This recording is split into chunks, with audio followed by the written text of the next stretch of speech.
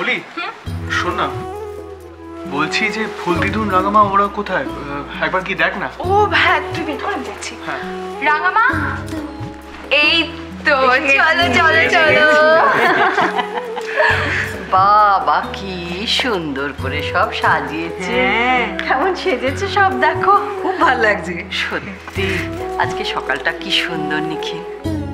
ঠাকুরের গয়নাগুলো যাওয়ার পর আমার মনে যে অন্ধকার এসেছিল, আজকে সব কেটে গেছে, সব অন্ধকার, সব দুঃখ চলে গেছে আমার।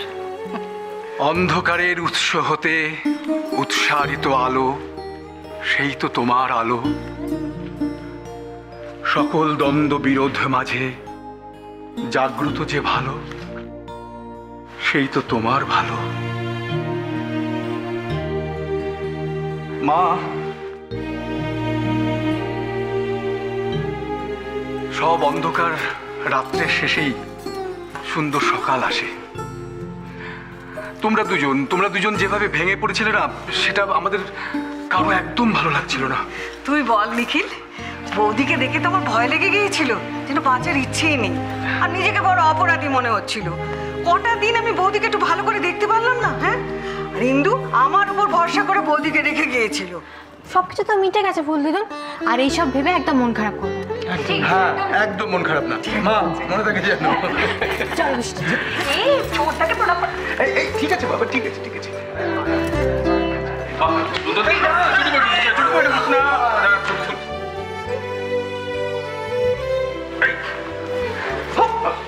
আজকে নো টেনশন, একদম মিষ্টি নিয়ে এসছি হাড়ি বাছাই করে, বুঝলে?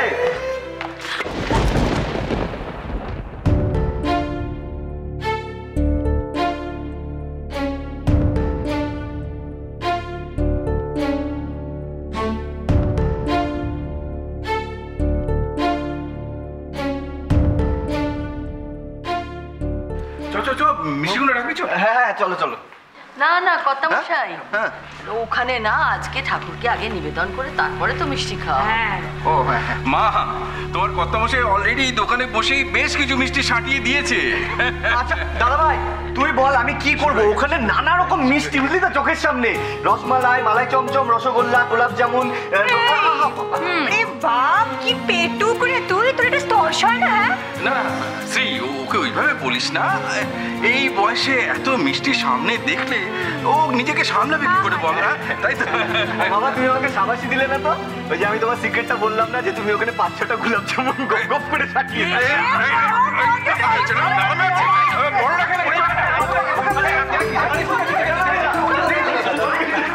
আরে বাপ, কি যে করে না বাচ্চাগুলো সত্যি। আচ্ছা ননি, কি বললি বলতো? নিরামিষ কখনো হয়? বাড়িতে সবাই আছে, জামাইরা পর্যন্ত আছে। না না, 3 রকম মাছ তো করতেই হবে, আর 5 রকমের ভাজা, কেমন? আর মাংসটা চাপাবার আগে আমাকে ডাকবি। ঠিক আছে। বলছি ছোট বৌদি কোথায়? উনি আজ পায়েস রান্না করবেন বলেছিলেন। ও হ্যাঁ, তাই তো, ছোটকে তো দেখছি না, আমি দেখছি না। আচ্ছা, ওই তো, শুভ নববর্ষ। শুভ নববর্ষ।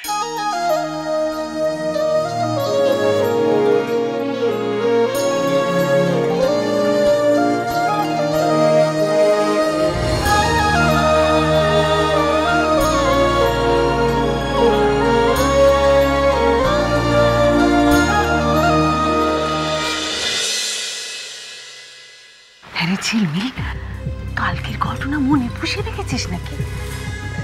জামাই বাবা যেমনের সঙ্গে কথা কইছিস না? প্লিজ, আমি ওর সাথে কথা বলতে কোনো ইন্টারেস্টেড নেই। ঠিক আছে মা, কালকে ও যা করেছে তারপর ওকে দেখলে আমার গা হাত পা চলে যায়। তা অবশ্য ঠিক, জামাই বাবা জীবন একটু বাড়াবাড়ি করে ফেলেছে।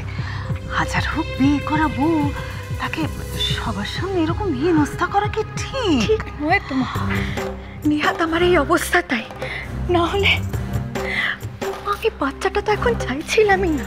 আমি তো তোর জন্য, তুমি জানো, নার্সিংহোমেও গেছিলাম, কিন্তু উনি আমার সমস্ত স্বপ্নে জল ঢেলে দিলেন।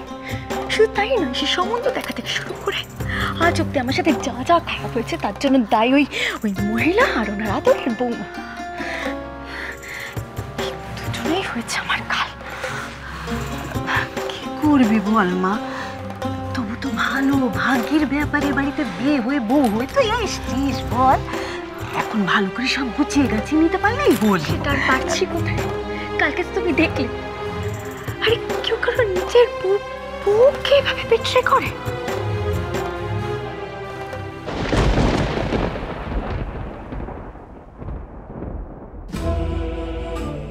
আপনি যতই মঙ্গল টিকা আঁকুন না কেন মিসেস ইন্দিরা চৌধুরী, এ বাড়িতে মঙ্গল আর হবে না।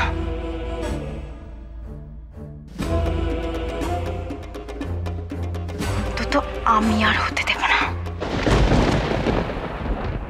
আমি বারবার অলিকে বোঝানোর চেষ্টা করেছিলাম যে আমি আমি আমি কি চিজ, কিন্তু ও ভেবেছে আমি ফাঁকা আওয়াজ দিচ্ছি। কি ভেবেছ? কলকাতা শহরের এত মানুষের ভিড়ে ওর আমি কোনো ক্ষতি করতে পারবো না? আর চৌধুরী মেনশনের প্রত্যেক মেম্বার ওকে বারবার বাঁচাবে? No way. আচ্ছা ব্রো, এই যে তুই আমাকে সেদিন বললি এবার থেকে অলি তোর দেখাশোনা সব ভান নিয়েছে, আমাকে নাকি তোর জন্য আর কিছু ভাবতেই হবে না, কি হলো সেটা? একদিনই ম্যাচ ডিসমিস? ও আমার ফোনটাকে পিক আপ করছে না, আমার সাথে কথা বলছে না, ইভিন কল ব্যাক করছে না, ফোনটাকে সুইচ অফ করে রেখে দিয়েছে। ওকে ভেবেছে আমার থেকে বেঁচে যাবে। অলি কোনোভাবে আমার হাত থেকে বাঁচতে পারবে না। কি ভাবছিস তুই? সোজা আঙুলে যদি ঘি না ওঠে তাহলে আঙুলটাকে পাকাতে হবে, আর আমি একদম বেইমানি পছন্দ করি না। তার মানে তুই চৌধুরী ম্যানশনে আবার নাক গলাবি? বাধ্য হয়ে। তুই তুই তুই তুই জানিস না শেষ, অলি নামটা বারবার বারবার আমার মাথায় ঘুরছে, কিছুতেই আমার মাথায় ঘুরছে না। আবার তুই কিন্তু আবার কেস খাবি। এই নতুন বছরের শুভ দিন এই সমস্ত অশুভ কথা আমাকে প্লিজ বলিস না। চৌধুরী মেনশনের খাতা এবার রাহুল নামটা আসবেই, রাহুলের খাতা খুলবে। আর তার সাথে কি পুলিশের নতুন খাতাতে আবার তোর নামটা উঠবে, তাই চাইছিস? এই নতুন বছরের শুভ দিনে অলি ডার্লিংকে আমি উইশ না করে থাকতে পারি?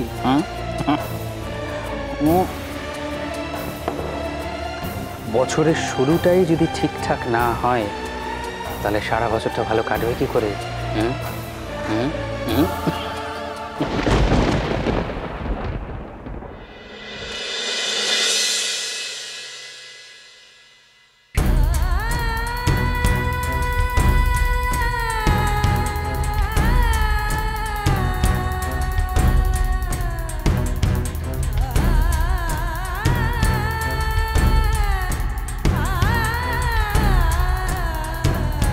কোথায় তুমি আর কোথায় সাত্তকী, মানে ইটস লাইক হেভেন ডিফারেন্স। ভালো কথাই বলছি, জানো তো, সময় থাকতে নিজের একটা ব্যবস্থা করে নাও।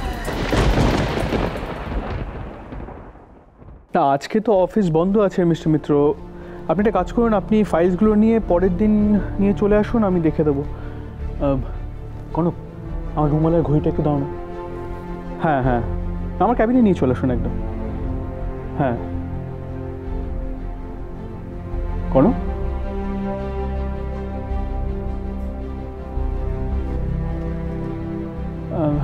আমি আপনাকে একটু পরে ফোন করছি। কনককে একটু অন্যমনস্ক লাগছে, কি হলো ওর?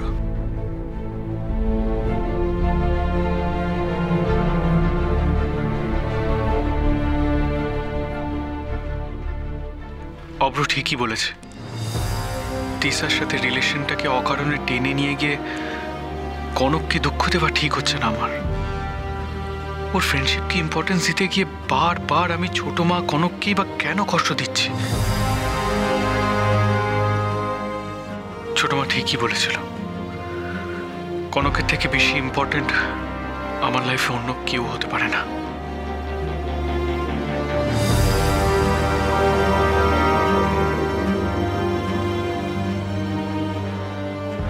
আমাদের দুজনের মাঝখানে তিস্তা কে?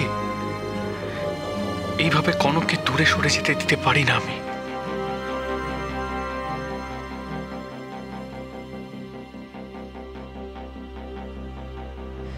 তোমার ঘড়ি আর রুমাল।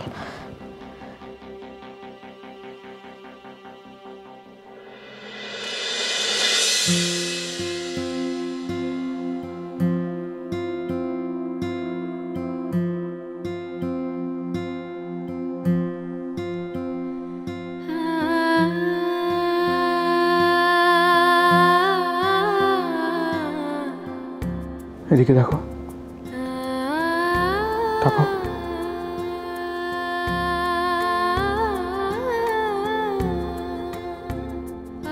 তোমার সাথে কিছু কথা আছে আমার।